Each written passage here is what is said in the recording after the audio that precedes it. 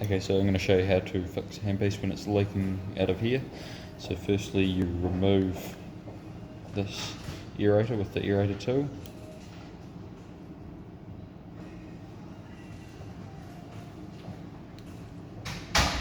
Pop out, and then you'll see there's a spring in there, so you can hook that out with a small Allen key or something, and then just do that like so. And you get a size 7 Allen key, and there's a hex up inside the handpiece, and then you just give this a small tighten. It shouldn't need to be tightened too much, just a little bit, and then you place the spring back inside the handpiece.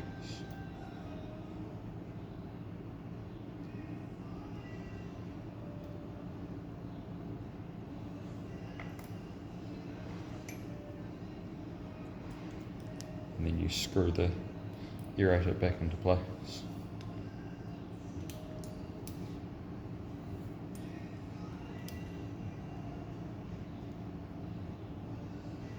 Like so.